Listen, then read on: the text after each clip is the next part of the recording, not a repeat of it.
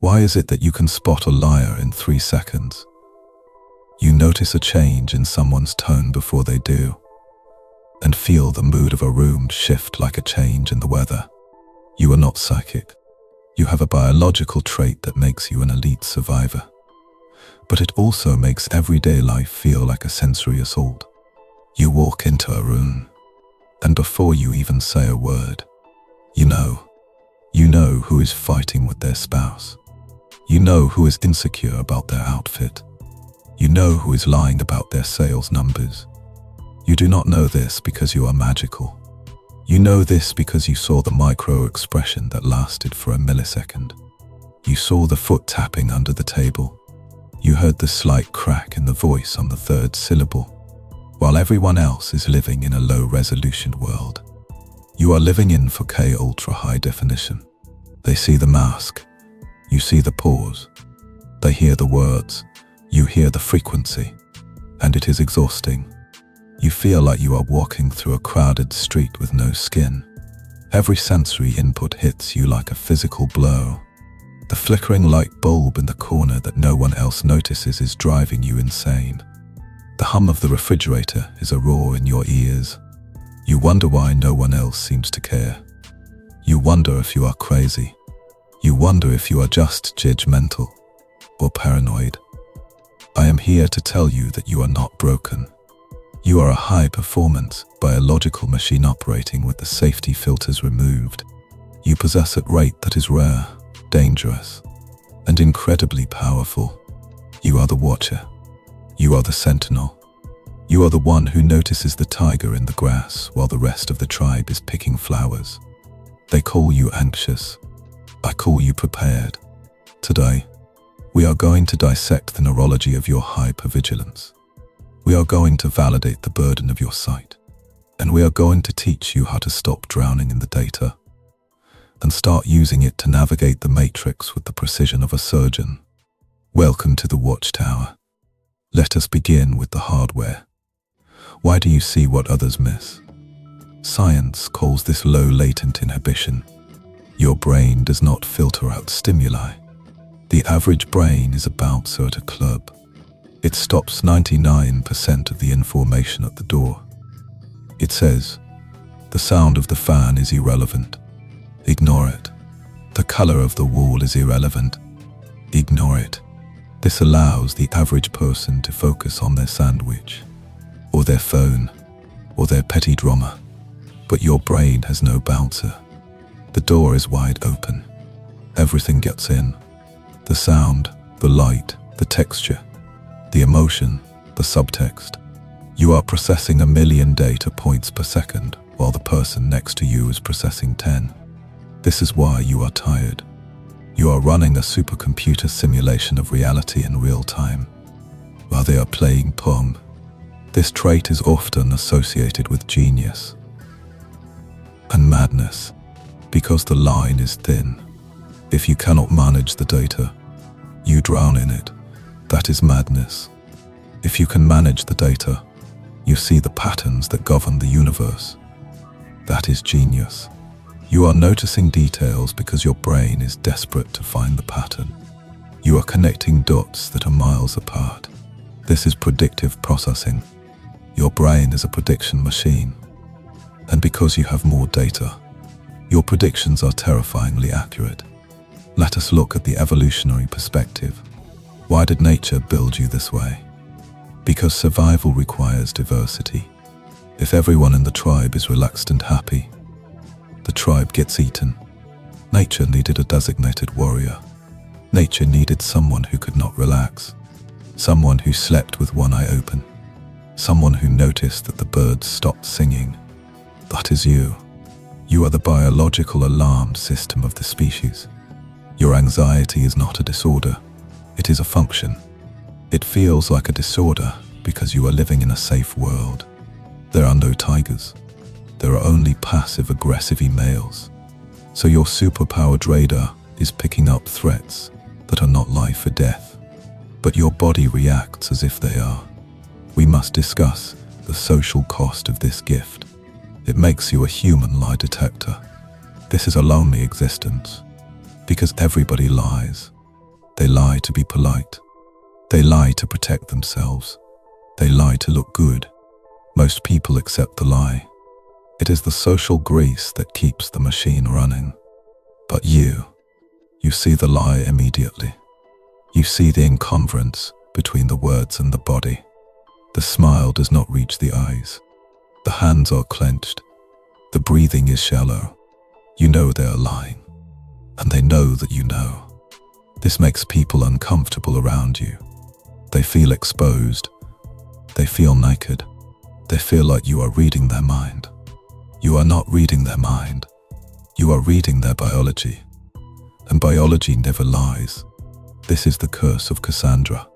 In Greek mythology, Cassandra was given the gift of prophecy, but she was cursed so that no one would believe her. You see the disaster coming. You warn them. Do not trust that guy. Do not take that deal. They laugh at you. They call you paranoid. And then, when the disaster happens, they ask, how did you know?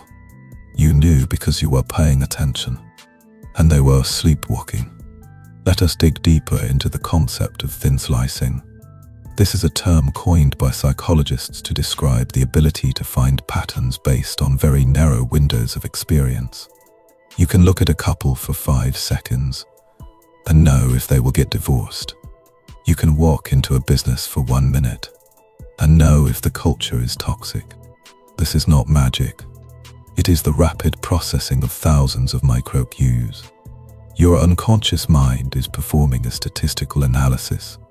It is comparing the current data to every database in your memory, and it is giving you a result, usually in the form of a gut feeling, a hunch, a vibe. Trust the vibe. The vibe is just data that your conscious mind has not processed yet. Your gut is smarter than your logic, because your gut has access to the raw files. Your logic only has access to the summary. But let us pivot. Let us stop complaining about the weight of the armor and start learning how to use the sword. This trait is a superpower if you learn to control it. In the modern world, information is the ultimate currency, and you are gathering more information than anyone else. So how do we weaponize this? How do we turn hyper-vigilance into tactical awareness? We need a protocol. Protocol 1, the labeling technique. Your brain is overwhelmed because it treats every detail as a priority. You need to consciously label the data. When you notice the flickering light, say to yourself, environmental noise, irrelevant. When you notice the stranger's shoes, say to yourself, aesthetic noise, irrelevant. When you notice the micro-expression of anger on your boss's face, say to yourself, strategic data, keep. By actively labeling, you take the burden off your amygdala and place it on your prefrontal cortex. You become the director of your attention, not the victim of it. You are training the bouncer. He was on break. Put him back to work. Protocol 2, the poker face. Just because you see everything does not mean you should reveal everything. The biggest mistake you make is blurting out what you notice. You say, why are you nervous? Why did you lie about that? This makes you a threat. You must learn the art of strategic concealment. Collect the data, but keep it in your pocket. Use it to navigate.